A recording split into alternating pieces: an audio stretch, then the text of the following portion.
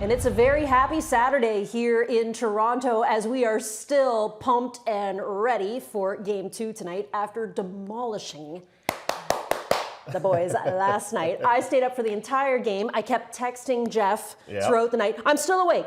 I'm still awake. I was buzzed after the race was done. After the game was done. It was fantastic, fantastic effort. Just such great energy in the crowd, and just seeing them come back like they always do. And that was a tough pitcher they faced last night too. So to overcome that was quite something. And obviously tonight, if we can make it 2-0, holy smokes! This place is going to go crazy. Yeah, we'll make it a very great day. And as we look ahead to the horse racing, we were just talking off camera. Fashionably Fab, she's won this race in the past, the Eternal Search back in 2023, and she's going to be sold at the end of the year. So this might be the last race that we get to see her run in. I think so. Yeah, she's going to be sold in as a broodmare. Yep. So and she's going to make a fantastic broodmare down the line. So it'll be the last time I think that we will see her compete here today. And she looks extremely live in this year's edition of the Eternal Search. The other thing I think we're pretty happy about here is the fact that we're on the grass after being off of it for a couple of days. Now we are going to use the entire turf course starting in lane 1 today,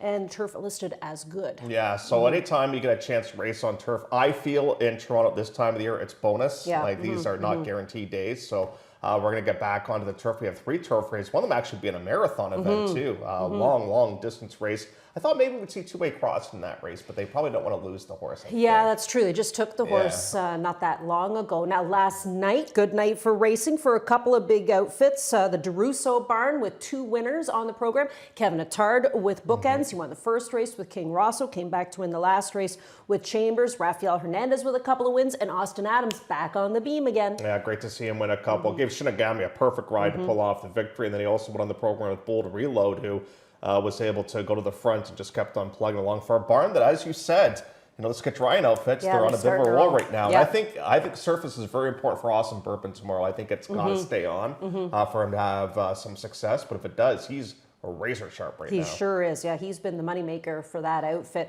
Last night, of course, Bruce Crown action at Womo and Bojangles, now perfect 12 for 12. That was big Canadian content for us because, of course, we had a Canadian driver, and that being Bob McClure, and Doc Moore conditioning as well. So that was pretty fun. A big effort. And obviously, when you look at that, you're thinking ahead to next year, just like we do with the 2-year-olds. They're looking ahead to the Pepsi North America Cup. Now we're looking ahead, obviously, to the King's Plate for next season as well. Yes. Okay. Well, let's look ahead at what happened. Well, let's look back first. Let's look back at what happened this morning during training from our clocker, Ernie Perry. And this morning he noted that the track was actually quite slow. So he rated the surface a 3. This is, I think, the lowest rating that he's given so far this season, but saying that it was on the slower side. He thought that this is something we don't see very often either. Most times favorable positioning, he'll write inside 99.9% of the time. But today he said fair. And the workout horse, the Stanley House, he's obviously, a very good runner. And they took a shot in the mile, didn't quite pan out. So you and I were kind of humming and hawing about where they might go next. I'm thinking probably the Autumn would be my next guess, because obviously there's no real long distance races on the turf, have the stakes variety to go. But Stanley House, he has proven that he likes longer distances as he won the Niagara this season, and maybe he's a key contender for the valedictory at the end of the year. Possibly, yeah. That's what I was kind of wondering, if maybe the valedictory would be on the plate for that one. And of course, Ernie suggested that race number 7 is the best racing on the day today, that being the maiden optional 40, where we have 2-year-old fillies competing. And there are some first-time starters in that group, but a really big field. Oh, the only scratch, of course, is the also eligible, so there are 12 competing in that race. That's 12 great. Babies. Yep, going to be a lot of fun. So race number 7 is actually the final leg of the early pick 4, which hasn't really turned out to be an easy one today either. But we did manage to find a key to try and get our ticket a little bit cheaper. All right, looking ahead to today's program and starting in the opener. Sorry, not in the opener. We're going to start in race number 2. On the card, note that Sky Chernetz is off of her mounts today. She's under the weather, so Flores picks up her call in the opener. But in the second race, we're back on the lawn. 1 1/16 the distance. The turf is listed as good. We're in lane 1. You get that big group of 10 that will compete in this spot. And Kevin and Rafi looking to take off today where they left off yesterday, both of them in the winner's circle on a couple of occasions, and they will send out Mikhail here in race number 2. I got to give her a lot of credit too, because I thought when she won a couple of starts ago, she had a perfect setup on that day. They were really flying up front, but last time when she ran a terrific race and lost to Workout Affair, that's a tough foe to run against. So absolutely no shame in losing that one. I have no idea which portion of the turf course is going to be better, whether you want to be on the inside or on the outside. I don't know. I just know more often than not, if you can save grounds, that's probably a good place to be. Flip-flops, I don't know, like a well-traveled individual. Looks okay, I would say, in this particular spot. And then you have the real question mark horse, and this is Ontario, because it's so funny how this game works, Elisa, because I remember when Ontario debuted, I thought, Josie Carroll's got a real nice horse on her hands, and it's just been a case of not being able to put consecutive races together, and now you're going to get onto the turf for the first time, and there's not a lot of turf breeding on the dam side. Obviously, the Ghost Zappers can handle the grass a-okay, but that's going to be an interesting horse to keep an eye on. Ontario coming up in race number 2. Yeah, I wrote down beside that one, what's up, question mark, you know, what's going on. But the last couple of works kind of tell us that it could be a green light on her. I mean, she worked in 59 and change, she came back, she worked in 42 and change. So the works kind of seem to indicate that she might be all systems go. But I think, you know, all signs kind of point to Mikhail here in the opener on the program. Like you said, she was a winner 2 starts back, second last start out in behind Workout Affair. Yeah, she's lost to Workout Affair twice, poor Mikhail has. So she's going to be very happy not to have to deal with that one. All right, let's go to race number 4 for the afternoon, 4th race where we kick off the pick 4. And in this spot, we're looking at a maiden special weight going 7/8 of a mile. We're going to have 3-year-olds and up, fillies, of course, competing here in this spot with the field of 9. We have a first-time starter. That's the 8, Cairo Girl from Mark Cassie. This mare's produced a lot of racehorses, man. If you look her up, this is her 11th foal, Cairo Girl, and almost everything that she has sent out to the races has been a winner. I love those kind of mares. So I'm going to put this mare, or this filly, in my ticket here today, just simply based on what the dam has been able to produce. But the 7, Ginger Zip, is the one that a lot of people are looking at as the potential And winner. I kind of feel bad for her, because every time she runs, she seems to run against some monsters. You know, you look first time out, she runs against Biles. Second time out, she runs against another Josie Carroll horse, Spirited. Last time out, she runs against Ludacris. I just think she's got to take advantage of the field that she's going to be facing in here. It's not like she's regressed. I think if anything, she's improved, but it just seems like every time out there's somebody that's a little bit better. Just a little bit better. But today could be her day. I mean, we don't know what the 8 is quite capable of yet, but today could be her day. I think Zarabella is another horse you'd want to include in your ticket as well. She's the 4 in this spot for Mike DiPaolo. Yeah, I don't know what to do with her, Elisa. Like, I've picked her so many times, and she's let me down so many times. Is she a route horse? Is she a turf horse? Is she a synthetic horse? And now all of a sudden they change jocks. They go from David to Pietro in here to maybe try to change things up a little bit. I don't know. See, I saw that, and I was thinking to myself, and I'm only guessing. I saw that, and I was thinking, Davey's been on her since the get-go. And I wonder if maybe she said to Mike, you know what, Mike? Let my kid try this one. Possibly. Like, it feels like that to me when you see the rider change from Davey to Pietro. Like, it feels like, you know what, let him give this horse a whirl. Maybe he'll get what you need. But, yeah, I put her in the ticket, because she always looks like she's going to make this big run at the top of the stretch, and then she flattens out a little bit for whatever reason. DePaul did some shopping, by the way, down at the sale. Yeah, he bought a few horses down at the sale, so... we'll see what those new acquisitions look like next season. Topic number 3. Well, the topic is the name is actually a great racehorse, Storm Surge. Yes, right? yes. And from the past, a blast from the past. But we'll go to race number 6, where we're going to look at this marathon race. Now, it's 1 mile 3/8 the distance on the inner turf course, again listed as good, so it could be a very leg-weary turf course here today. It's also where we kick off the Jackpot Power Pick 6, which is growing. It's almost at $100,000. Yeah. $95,000 in the pool for the Jackpot Power Pick 6. We'll scratch the 2, the 5, and we're also going to take out the 12 from this race. And you've got a replay you want to show. Yeah, I want to take a look at Ocean Atlantique in here. Watch the 5. This is the most recent race, and does not get out of the gate very good. Gets hits, and we're kind of up against it at this portion. It's nothing like huge by any means, but still it's something nonetheless. But what I like is, as we get to the later portion of the race, is just the surge this horse puts in. Thus, I did title this Storm Surge, because I really thought that this one flew home beautifully on this day. So doesn't get out of the gate all that great. Now we have a lot of ground to make up in here, and we're eventually going to finish third, losing by about a length and a half. And who do we lose to? We lose to Journeyman. That's a tough horse.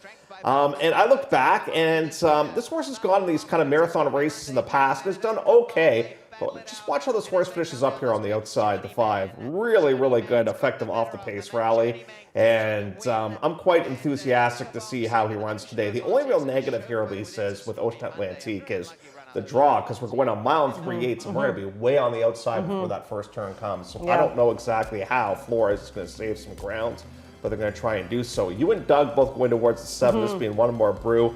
Well, I think it's safe to say has been one of the Cinderella stories so far this year. Been a great horse and likes to go extended distances. I mean, this is a really nice tiller runner that Fukumoto gets along incredibly well with, and he's back aboard here today. Last start out, they did use Vives, and the horse was in against Two-Way Crossing, who has since come back to win. To me, I just think that I'm trying to find the horse for the course and the horse for the distance here today. Now, keeping in mind, you have to watch for horses who like the good turf as well. One More Brew is a horse who has won on the good turf, and it was the inner turf course back last October. And of course, Robert had a chance to catch up with One More Brew. I want to ask you about Hammerhead, the 9 in this race.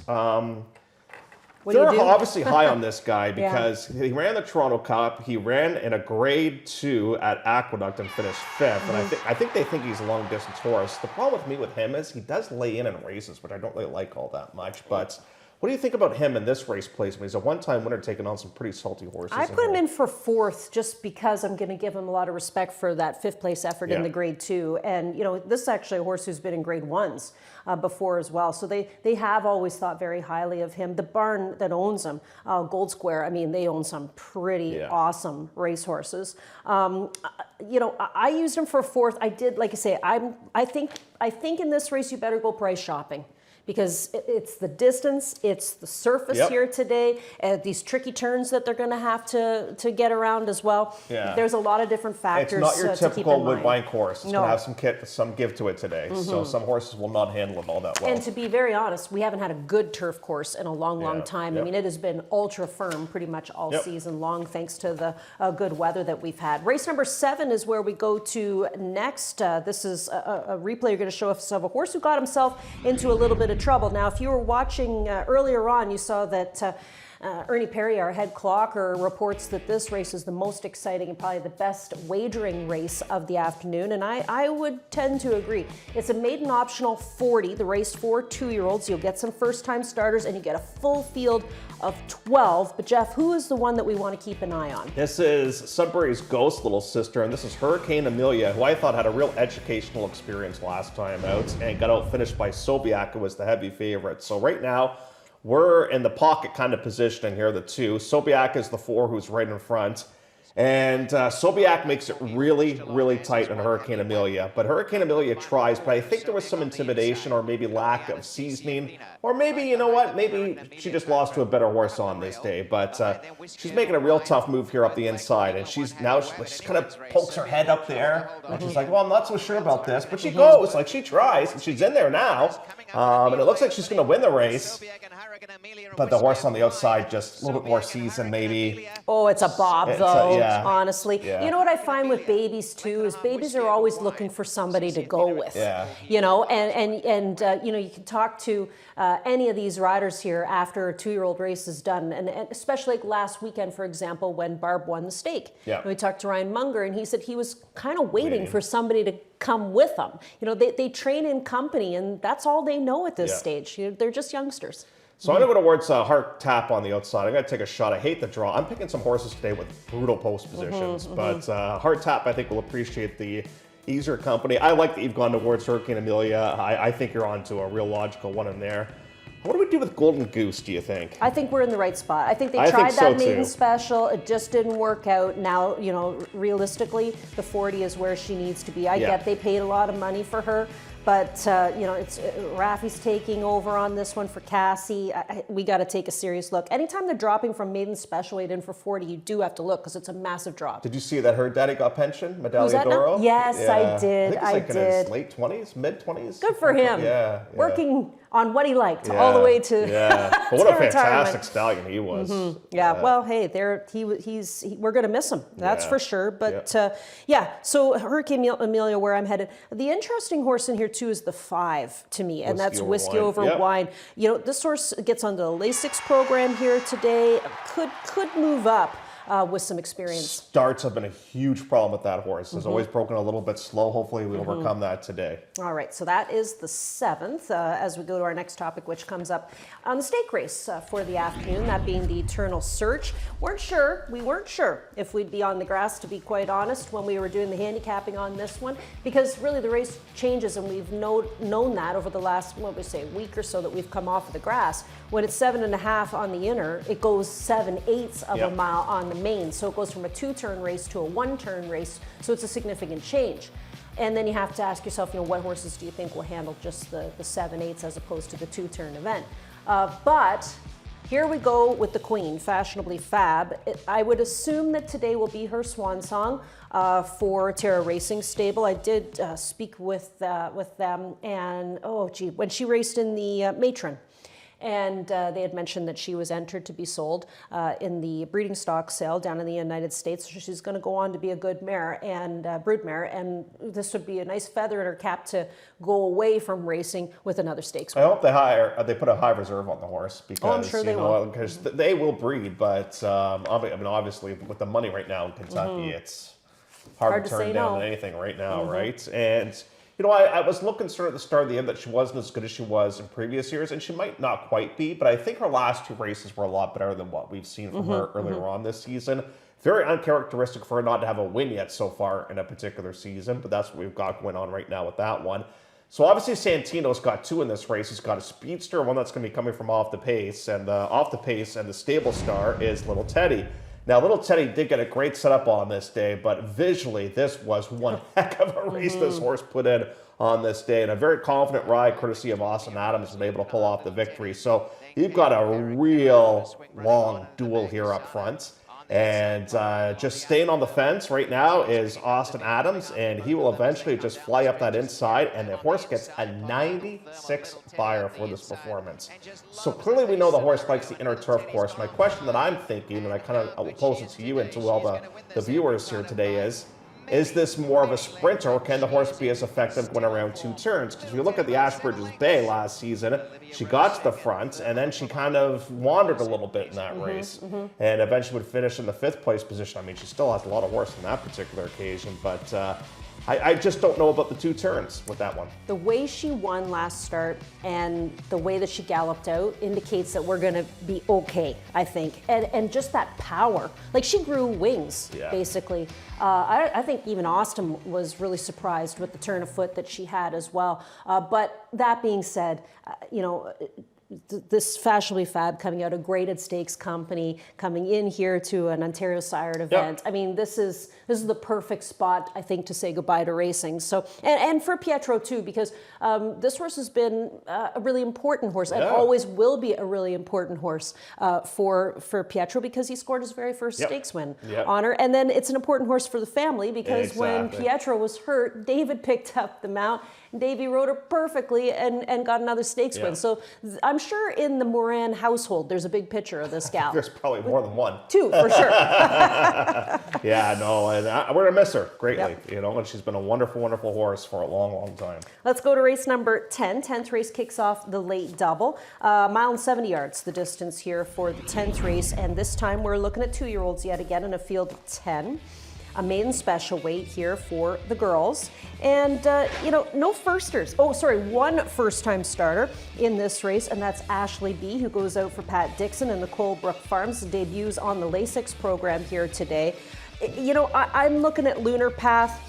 This horse finished 4th in the career debut under Campos. This is going to turn into maybe a new jockey-trainer combination as well, because they've had so much success together, especially with Chiefswood last weekend, and gets on to Lasix here today. So a bit of a backstory with Lunar Path. You and I picked this horse when we did our handicap, and then we came in and we found out Ernie put the horse in the clock reports. We're like, wow, okay, we're onto something in here. And the reason why we liked her so much was because of the pedigree. She's on a wonderful mare named Ambitious Moon, and I definitely think she wants 2 turns. But then we saw her in the paddock, and Yeah. you and I were like, oh boy. Yeah. She was a handful. She got a little hot.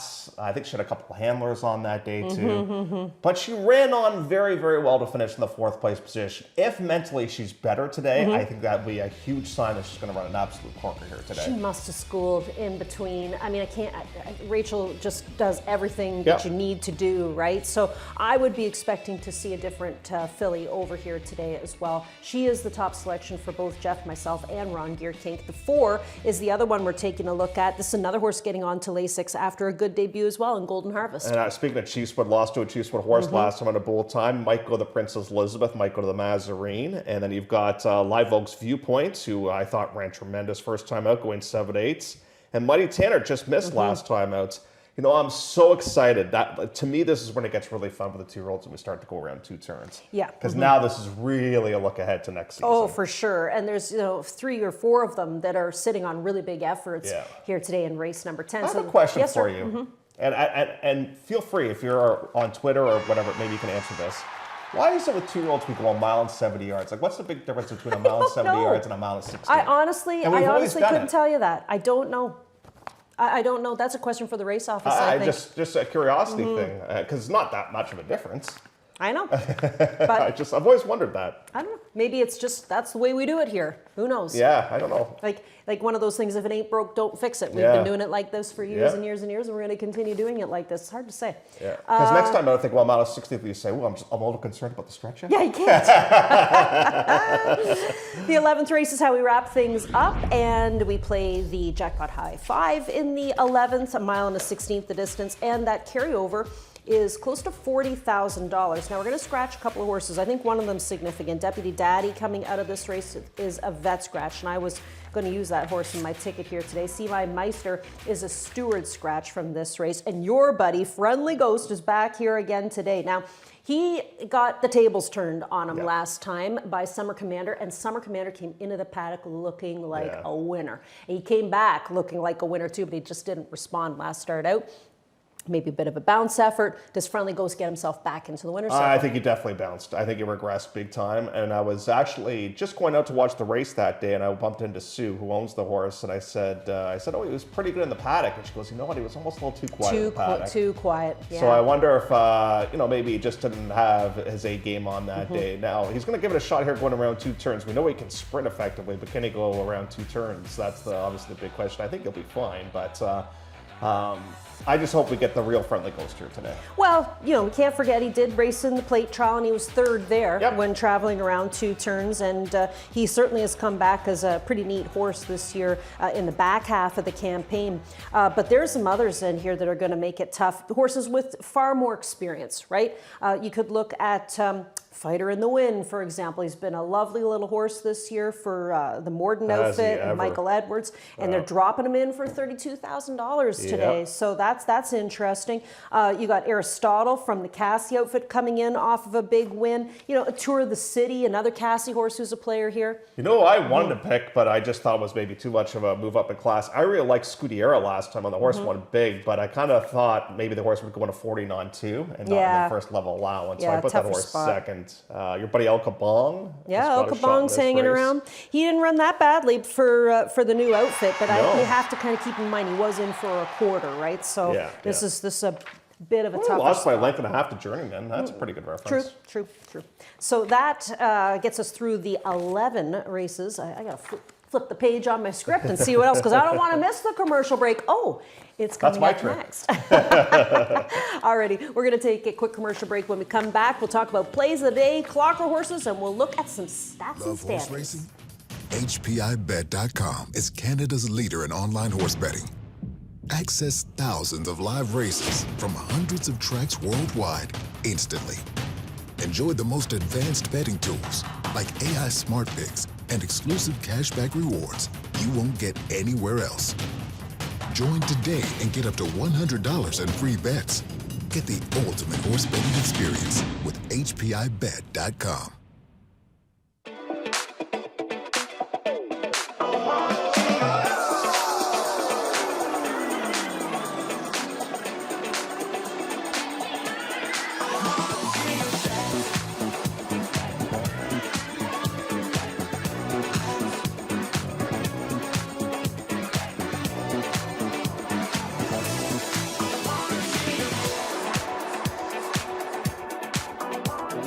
They love it here in Saudi Arabia! This is the biggest race in the world. Pinch me, I think I'm dreaming. They're off, Midland Dubai World Cup. And they're into the Tbred.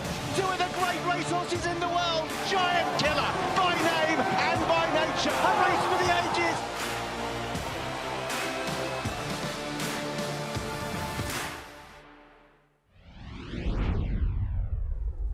It's a Super Saturday coming your way today with 11 races in total, and we're going to pass along some plays of the day. What do you got, buddy? You got a Steal in Time. I like that you have that horse this Yeah, afternoon. it drops into a really good spot. So my price play is going to be Hard Tap coming up in race number 7. My best bet, I really like Simpatico in the 8th race. We didn't touch on that event, but I think Simpatico was in a perfect spot. And you and I have kind of had this lunar path on our watch list board for a while now, and that one's going to come up in race number 10. And when we mean watch list, not only watching what the horse did last time up, but watch the horse in the paddock as well. I like what you're doing. You're backing yourself up there with Win Place just in case. I've got Limoncello Spritz in the opener on the program. I'm with you on Steal in Time. I'm with you on Simpatico, and I'm with you on Lunar Path. Ooh, so 3 out of 4. I got 3 out of the 4 with the exception of Limoncello Spritz. I'm just hoping to start off the day with a nice winner. I think the horse is a key, and yesterday we passed along a couple of key horses for you as well for your tickets. Great Princess, a top selection from Ron Gearkink. She's a 4-1 morning line, spun for Flatter. Okay, race 7. So that's the baby race, the optional 40. This is a Josie Carroll first-time starter, first full from an unraced mare. But I think the mare is related to Avies Flatter, a sister, I believe. Mineshaft and Avies Flatter. My only concern with her is she's Ontario Sard Y into the tag. All right, well, we'll watch for that one. And Fashionably Fab, the top selection from Doug McPherson. Clocker horses for you this afternoon. There are 2. One comes up, and he's a marathoner. So one comes up for you in race number 6, that being Meyer at 9-2. Now, what's interesting about Meyer today? Well, he worked very well. He has a bullet move coming into the race, but Jeff, we haven't seen him since March the 2nd at Gulfstream Park. This is his first start here at Woodbine this year. Can he be ready? I think he just hit the nail on the head. I think this is a prep for Gulfstream. Yep, That's my gut feeling. I would agree. And this Contrary Mary, I mean, she's that big, huge, tall baby.